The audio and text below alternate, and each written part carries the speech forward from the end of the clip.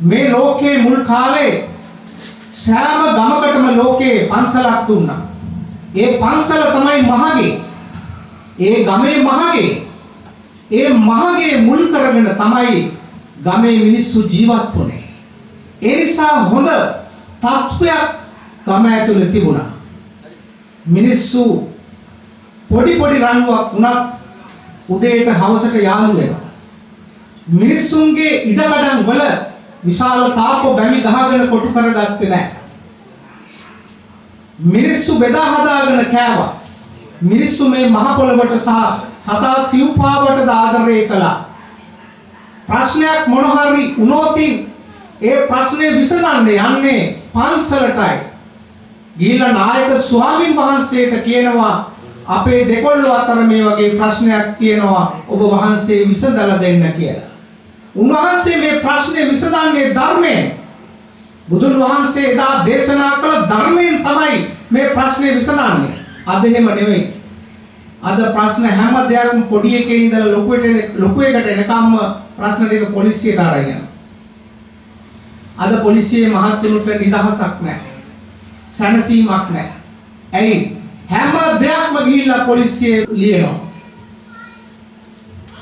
මේ ප්‍රශ්න ටික අපි දෙවියන් වහන්සේට බුදුන් වහන්සේට බාර කළා නම් අපිට විසඳුම පැහැදිලිව ආලෝකමත් විසඳුමක් ලැබෙනවා.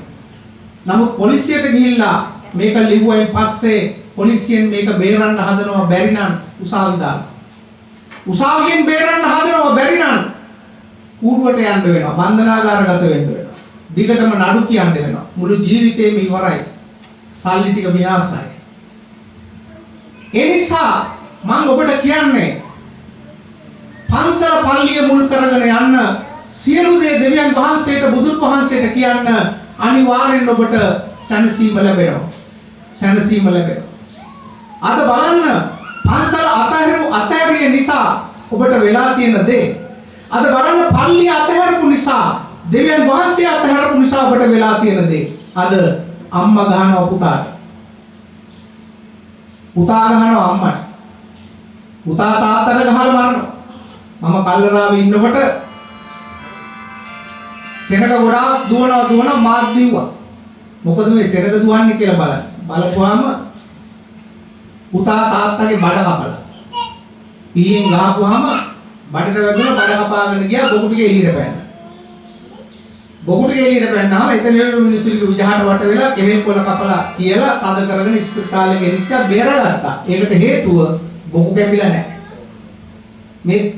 මේ තාත්තව නැන්දගේ කකුල කපලා කැලේකට විසි කරනවා. නංගිව දූෂණය කරනවා. අක්කව දූෂණය කරනවා. පුතා අම්මව දූෂණය කරනවා. ඇයි මෙහෙම වෙන්නේ? මෙහෙම වෙන්නේ ධර්මයේ නැති නිසා. ධර්මයේ නැහැ. අද අපේ රටේ ලෝකේ ඉන්න සියලු මව්වරු සුළු පිරිසක් ඇරෙන්න ගොඩාක් මව්වරු පියවරු යන්නේ අපායට. ඇයි හේතුව? දරුවව පන්සල් ගෙනිච්චේ නැහැ. පල්ලි ගෙනිච්චේ නැහැ. පල්ලිය පන්සල මුල් කරලා දුන්නේ නැහැ. ඒ නිසා ඒ හැම කෙනෙක්ටම අපායට යන්න වෙනවා. මොනවද දරුවන්ට මුල් කරලා දුන්නේ? ඉස්කෝලේට ඇදගෙන යනවා, ටියුෂන් පන්ති ඇදගෙන යනවා, රැය වෙලා මූව ගෙදර ගේනවා. ඒ දරුවට කිසිම ආදරයක් සෙනෙහවන්තකමක් දැනෙන්නේ නැහැ. ඒ දරුවට දැනෙන්නේ නිතරම වෛරයක්. ඇයි දරුවට සැනසීමක් නැහැ. සැනසීමක් නැහැ. දරුවව සැනසීම තියෙන තැනට එක්කයි යන්නේ නැහැ. ඒ නිසා මම ඔබට කියනවා සෑම ඉරිදාවකම දරුවන් දහම් පාසල් අරිය යුතුයි. දරුවන් පන්සල් යන්න ඕනේ. දරුවෝ පල්ලිය යන්න ඕනේ. ඒ දරුවන්ව ගෙනියන්න හුරු කරන්න. දරුවා කුසේ ඉන්නකොටම පන්සල් පල්ලිය යන්න. කුසේ ඉඳලම දරුවා ඉගෙන ගන්නවා ධර්මය. දරුවා ෆාදර් කෙනෙක් වගේ ජීවත් වෙනවා. දරුවා ස්වාමීන් වහන්සේ නමක් වගේ ජීවත් වෙනවා. දරුවා දෙවියෝ වගේ ජීවත් වෙන්න ගන්නවා. එතකොට හමුදාවටවත් පොලිසියටවත් ආණ්ඩුවටවත් ප්‍රශ්නයක් නැහැ. මේ ලංකාව කියන්නේ උතුම්ම රට, බෞද්ධ රට. ඒ වගේම සියලු ආගම් තියෙන රට. මේ රටේ හැදෙන්නේ නැති ගහක් නැහැ. මේ රටේ හැම දේශගුණයක්ම තියෙන රට. හැබැයි අද මේ වෙනකොට මේ මුළු රටම කාලකන්ණි කරලා අපේ දරුවෝ කාලකන්ණි කරලා ඒ දරුවන්ගේ කාලකන්ණි කළේ අම්මයි තාත්තයි. පළවෙනිම ගුරුවරයා සහ ගුරුවරිය ගෙදර දරුවාගේ අම්මයි තාත්තයි. අම්මයි තාත්තයි අසාර්ථක නම් මොන තරම් අධ්‍යාපනය දුන්නත් වැඩක් නැහැ. දැන් බලන්න වෛද්‍යවරු ඉන්නවා. අම්මයි තාත්තා එකතු වෙලා වෛද්‍යවරු කරලා. දුවලා ඇදගෙන ගිහිල්ලා උඹ දොස්තර කෙනෙක් කරලා. වම් කකුල කපපාන් කියලා ලෙඩෙක් ඇරියාම මූ දකුණු කකුල කපලා එවනවා. අත කපපාන් කිව්වම කකුල කපනවා. එක මිනිහෙක් කැපුවා කකුල අනිත් කකුල එළියට අරන් බලපුවම කකුල තියෙන්නේ අර ලෙඩ කකුල නෙමෙයි අනිත් එක. ආපහු කාලයක් ගිහිල්ලා කැපුවා අනිකත් කකුල් දෙකම නැහැ. ඇයි එහෙම වෙන්නේ? එහෙම වෙන්නේ භාවනා විශ්වාසයක් නැති වෛද්‍යවරයෙක්. ලෝකෙට ආදරය නැති මිනිසෙක්. හිත පපුවක් නැති මිනිසෙක්. ඒකයි එහෙම වෙන්නේ. ඔයාලා හොඳට බලන්න බුදුන් වහන්සේ දැස බුදුන් වහන්සේගේ ප්‍රතිමාවක් ගාවට ගිහිල්ලා බලාගෙන ඉන්න. මොන තරම් සුන්දර මුහුණක්ද තියෙන්නේ කියලා. සිනහ වෙච්ච මුහුණක්. ලස්සන පැහැපත් ශරීරයක්. ඇයි උන්වහන්සේ පුංචි කාලේ උපත්යේ ඉඳලම උන්වහන්සේ යහපත පමණයි කළේ. යහපත පමණයි හිතුවේ. උන්වහන්සේට කවුරු එරෙහි වුණත් උන්වහන්සේට මොන ගල් පෙරළුවත් උන්වහන්සේ කාටවත් වෛර කළේ නැහැ. මුළු ලෝක සත්වයාට ආදරය කළා. දැන් අපි ආදරය කරන්නේ පුතාට, දුවට, මිනිහාට, ගෑණිට, හොර මිනිහාට එහෙමනේ අපි ආදරය කරන්නේ. උන්වහන්සේම නෙමෙයි මුළු ලෝක සත්වයාටම ආදරය කළා. ඒ නිසා උන්වහන්සේට හැකියාව ලැබුණා බුද්ධත්වයට ලබන්න. ජේසුස් මුළු ලෝකෙටම ආදරය කළා.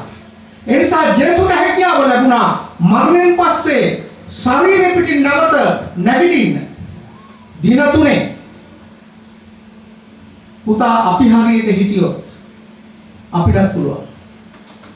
භාවනාවකින් දැවැන්ත විශ්වාසයකින් මුළු ලෝකෙටම ආදරෙන් අහංකාර නැතුව අපි හිටියොත් අපිට පුළුවන් පුතා. මේ අහංකාරකමත් අපේ ජීවිතයට බලපාන. මේ මහාන්තකම බලපාන. පුතා මෙතෙන්ට ඇවිල්ලා මට මම නම් කියන්නේ නැහැ නමුත් එක්කෙනෙක් මම එක කතා කළා. බලපුවම නඩුකාරී. මම එකවරම හිතින් දෙවියන් වහන්සේට ස්තුති කළා. ස්තුති වේවා ස්වාමීනි ප්‍රශංසා වේවා. ඇයි? නඩුකාරයෝ වෙන්නේ නැහැ නේ මේ වගේ තැන්වල. මේ මිනිස්සයා එච්චරට අවංකයි. එච්චරට අහිංසකයි. ඒ නිසා අර සියලු ලෝකම් ඈත් කරමින් මෙතෙන්ට ආවා ඔහුගේ ප්‍රශ්නයක් විසඳගන්න. ඒ වගේ අය ගොඩක් මෙතෙන්ට එනවා. නමුත් එහෙම මම ගොඩක් දැක්කා මෙතන පොලිස් නිලධාරීන් මෙතන වාඩි වෙලා ඉන්න ගොඩාක් දෙනෙක් මාර ආදරෙන් අහිංසක භාවයෙන් ආදරෙන් මෙතන ඉඳ වාඩි වෙලා ඉඳලා යනවා. ඒක නිසා අපේ තනතුරු ඒවා ලෝකෙට සේවයක් කරන තනතුරු ඒවා එච්චරයි. මොන තනතුරු ලැබුණා අපි මිනිස්සුયો.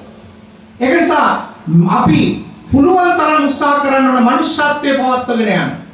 ආදරය මේ කතා කරන්නේ බුදුන් වහන්සේ ඔක ආදරය කරන්න. මොකද